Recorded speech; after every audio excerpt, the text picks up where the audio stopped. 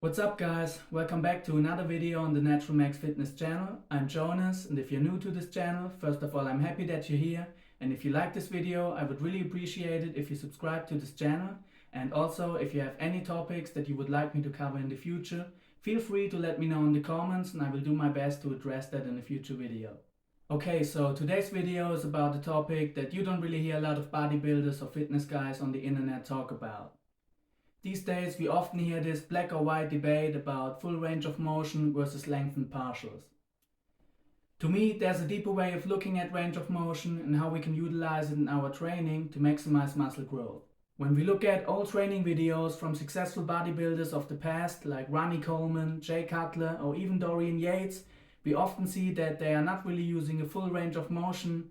However, they're not specifically using lengthened partials either. And when we listen to interviews of them where they talk about their training strategies, they will often tell you that they do the range of motion where they feel the muscle the most, or in other words, where they have the best mind-muscle connection. And that's where strategic range of motion comes into play. But what is it exactly?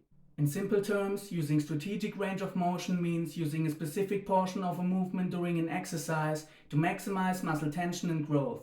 Unlike full range of motion, where you move the joint through its complete motion no matter what, you use specific parts of a movement where the muscle is the most engaged. So for example, when you perform shoulder presses, instead of doing the full range of motion like you see me doing in this clip, you could shorten the range a little bit at the top of the rep.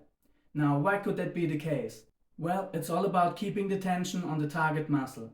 A lot of people, when they perform shoulder presses, they feel like they are losing the tension on the front delts on that last little part of the rep, because they feel like that's when their traps take over and start to do the majority of the work.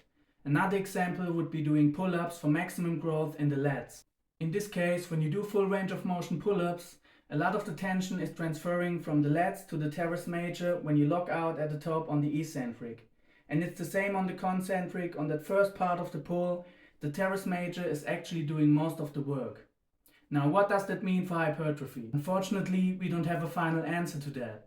However, when we assume that keeping constant tension on the target muscle group plays an important role to achieve optimal hypertrophy, then it's definitely a valid argument to make that when using a strategic range of motion, you reach a higher overall time under tension on the target muscle group per set, which could potentially lead to better results. Now, while this could very well be the case, we should also take a look at full range of motion and the reasons why so many people have been preaching to use a full range of motion for so many years now. First of all, when it comes to building strength, the majority of the research shows that the strength adaptations are highly related to the joint angle that you're using while you're training.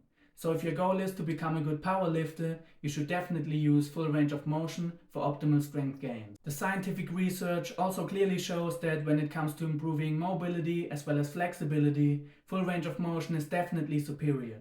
So if you're a performance athlete, full range of motion is the way to go as well. However, when it comes to bodybuilding, we really don't have a black or white answer. While some may theorize that when you use a full range of motion, you maximize the lengthening and the shortening of the muscle fibers and therefore maximize muscle fiber activation.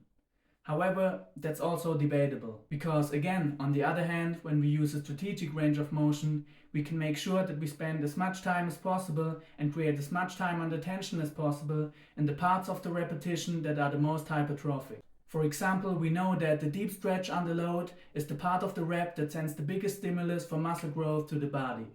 Now, why shouldn't we do our best to maximize the time under tension that we spend in that part of the rep? At the end of the day, it's really a question between what's more important for muscle growth: the constant tension on the target muscle or the dynamic flow between a full contraction and a deep stretch under load.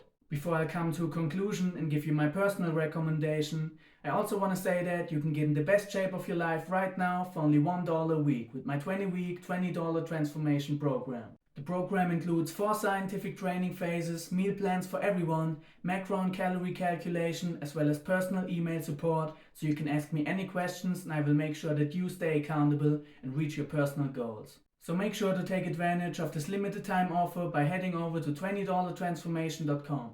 Again, it's only $20 for a complete training and nutrition program with personal guidance from me, a competitive natural bodybuilder. So join the team today and let's get jacked. Okay, so to come to a conclusion, I want to take another look at the science. And in my opinion, the best reference we have now is Dr. Brett Schoenfeld's systematic review from 2020. In this academic paper, all the major studies on range of motion and its effects on hypertrophy up to this point are analyzed. And when we look at the results overall, we can see that there are no significant differences in muscle growth when we compare lengthened partials to full range of motion. However, what we do know is that shortened partials, where we completely neglect the deep stretch under load, are not as effective for hypertrophy. There's also speculation that the whole thing might be muscle group specific, which could mean that for some muscle groups, lengthened partials would work better, while for other muscle groups the full range of motion would be recommended. We simply don't know yet, so what should we do? My recommendation would be to implement a deep stretch under load on as many exercises as possible, as long as you do it in a safe way and it's not causing any pain in the joints, ligaments or tendons.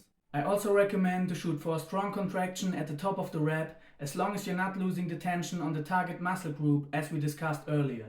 So if you're one of those guys who really feels like he's losing all the tension on the front delts when he locks out at the top of shoulder presses, then please use a strategic range of motion for a while where you shorten the range at the top a little bit and see how that works for you. Of course, you can also do that on any other exercises where you're really struggling to get a good mind-muscle connection, or where you feel like other muscle groups are taking over the work in a specific portion of the movement. At the end of the day, you really have to try out different methods to see what works best for you. And that's what's so beautiful about natural bodybuilding. It's all a big self-experiment. And in most cases, there really are no black or white answers. However, if you're looking for a complete training and nutrition program that takes all those points into consideration, then head over to $20transformation.com and join the team today. And I promise you that as long as you put the work in, you will reach the best results of your life. So that's it for today's video. Thank you so much for tuning in. Stay strong, stay healthy. See you next time.